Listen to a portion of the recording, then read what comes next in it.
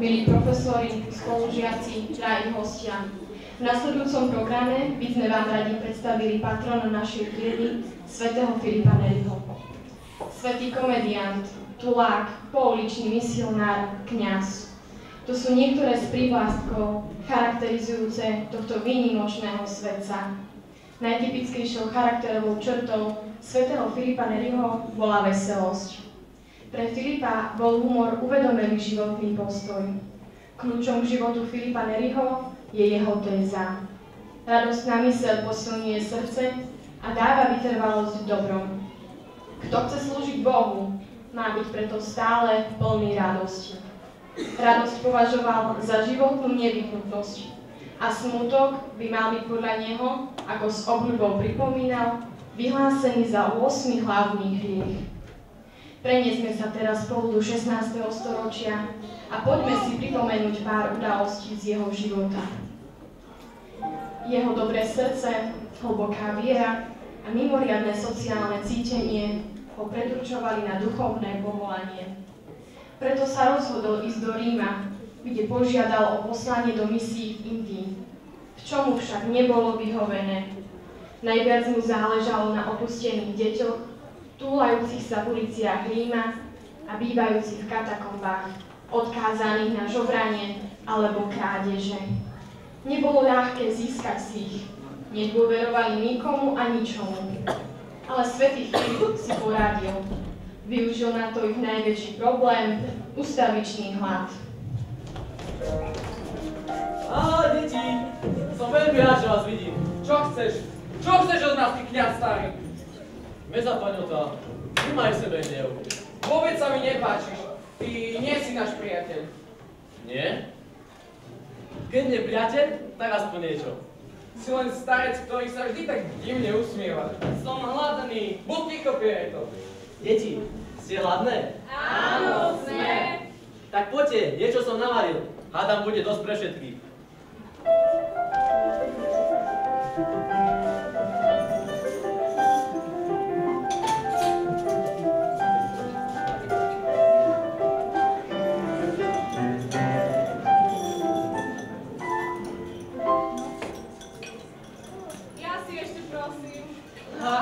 Už nie je.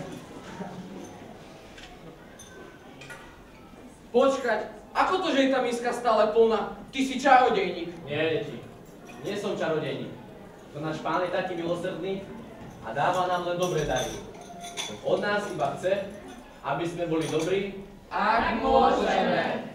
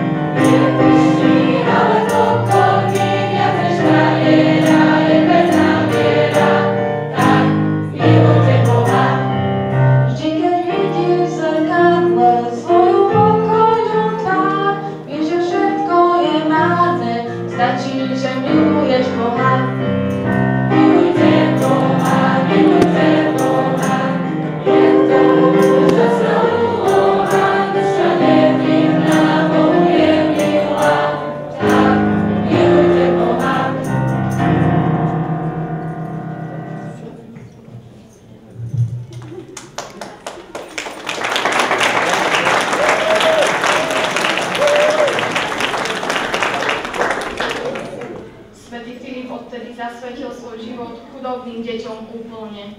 Jeho heslo "Buďte dobrí, ak môžete" vystihuje jeho láskyplný postoj k nim. Najviac mu záležalo na tom, aby privádzal ľudí k Bohu. Preto založil oratórium modlitevňu. Avšak jeho duchovná starostlivosť, laické kázanie, intenzívna práca s modlitbou vzbudzovali závisť. Filip musel ísť na vypočúvanie do Vatikánu a na čas mu zakázali spovedať. Mal aj veľa nepriateľov, ktorí ho nenávideli a napádali ho slovne aj fyzicky. Pri jednom z týchto útokov takmer prišiel o život. Ale, pozrime sa, tu je ten náš slávny Filip Neri. Áno, volám sa Filip Neri, ale slávny určite nie som. Prečo týmto detiskám tláčaš do ich hlavky tvoje nezmysly? Čo si za, že ťa tu má každý rád? Aký hnev to v sebe nosíš? Ja týmto deťom hovorím iba pravdu o našom pánovi. Ticho, ty hlupý kňaz!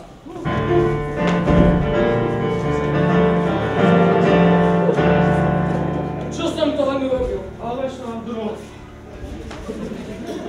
Alešandro! No v poriadku, nemám.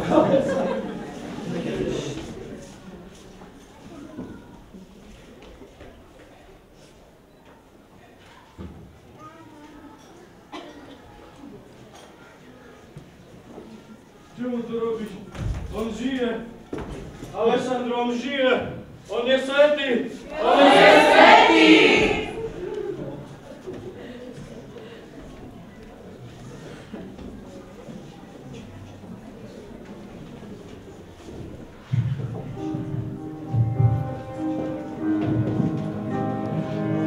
Môj Pane, ako im mám vysvetliť, že len Ty jediný si pravý zdroj radosti a krásy? Ja som bez Teba nikto. Prečo si vybral práve mňa na také poslanie? Nie som toho hoden. Aj keď milujem ľudí, najväčšia radosť je byť s Tebou. No nakoniec si vždy nájdem čas na všetkých, okrem Teba. Pane, len mi povedz, čo mám robiť, aby som Ty vyhovel Tvojej vôli.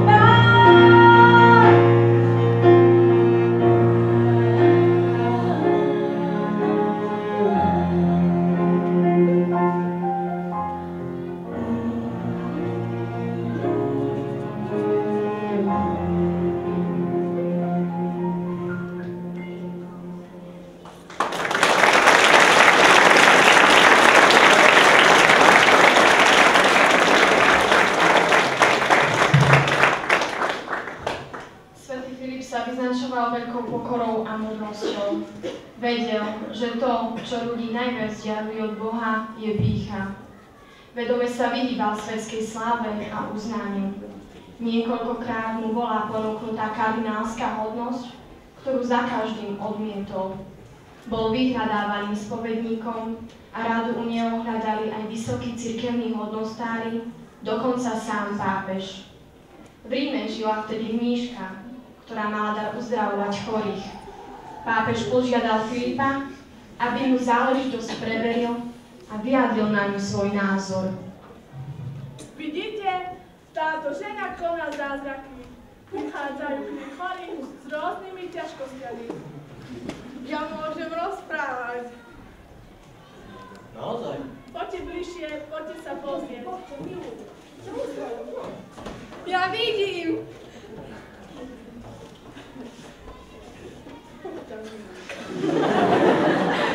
Ja môžem tancovať. Prepáčte, môžem vás na chvíľu vyrušiť? Áno, čo potrebujete? Počul som o vás, že vraj dokážete robiť zázraky. Tak som sa prišiel na vlastné oči o tom presvedčiť. Veď vidíte. Prišiel som dlhú cestu a viete, v akom stave sú naše cesty. Mohli by ste ma vyzuť? Čože? No, či by ste mi mohli láskavo pomôcť? Čo si tu o mne myslíte? Ja nie som žiadna služka. Ja som Božia služobnica. No to by som chcel.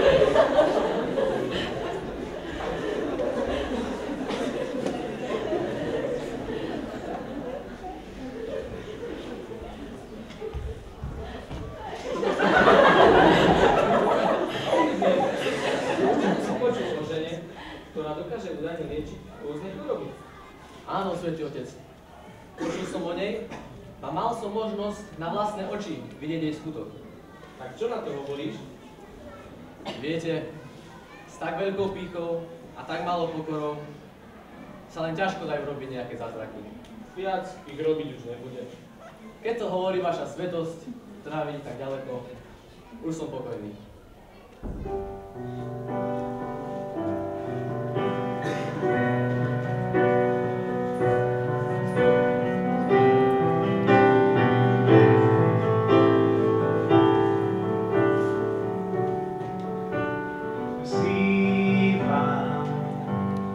Chválim Tvoje meno za Tvoju veľkú lásku, čo zdaroval nám. Vzývam a chválim Tvoje meno za Tvoju veľkú lásku, čo zdaroval nám.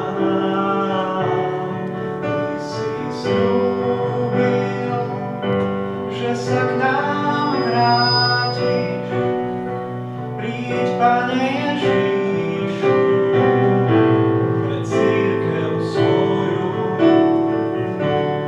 Ty si sľúbil, že sa k nám vrátiš, príď, Pane Ježišu, pre cirkev svoju.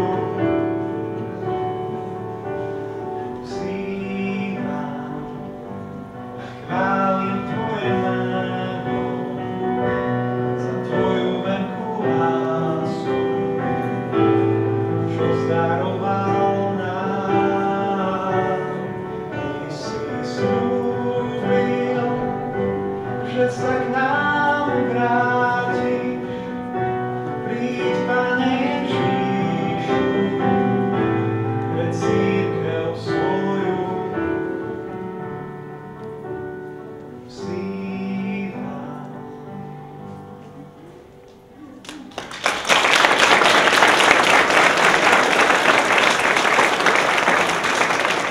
Filip trávil veľa času vonku medzi ľuďmi, v obchodíkoch a hostincoch, na tržniciach a uliciach. Jeho konverzácia bola niekedy až zraňujúca, ale dala sa z nej vycítiť veľká dobrota. Vedel nájsť geniálny spôsob, ako vypnúť hriešnikom ich previnenia a primetiť náprave. Zvlášť bol citlivý na hriech ohovárania. Medzi jeho spoločníkmi bol chlapec, ktorý v mladosti urobil niekoľko chýb. Potom však zmenil svoj život a bol Filipovi veľkou oporou. Keď sa mladý muž zaľúbil do dcery bohatého mešťana, jej rodičia sa veľmi hnevali a roznášali o ňom klebety po celom okolí. Pozri sa na nich, zase sa vláčia spolu. Brak ich malých detí. Vidíte ich, vidíte, je to strašný klamár, lakomec a vrah. Zlodej.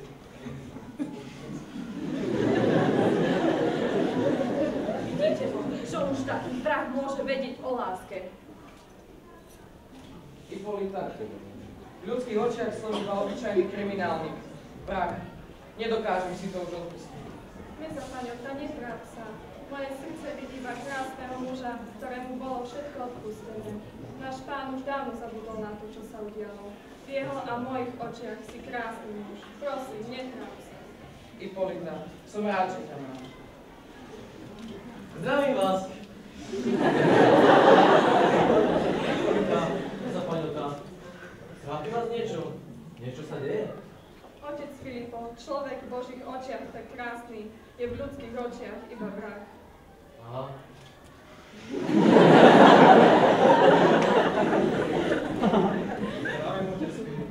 Zdravím vás. Urobíte niečo pre mňa? Áno, samozrejme. Zoberte toto listie a rozsypte ho tuto všade. Čože? Na čo? Len to urobte.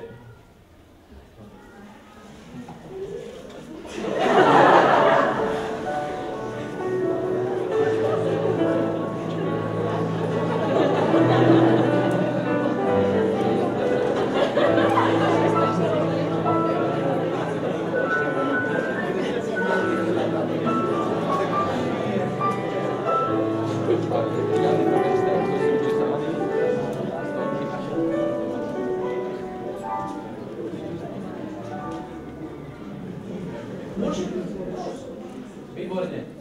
A teraz urobte ešte pre mňa jednu vec. Všetko to listie pozbierajte.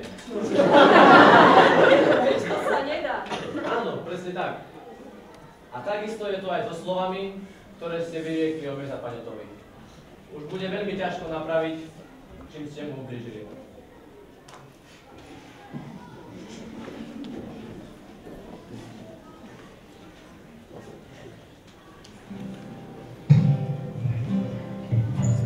Ak máš občas na duši ťaž, dobrý tu ti zdá sa, že obchádzaš, začať musíš už len akým je čas, málo sa usmievaš.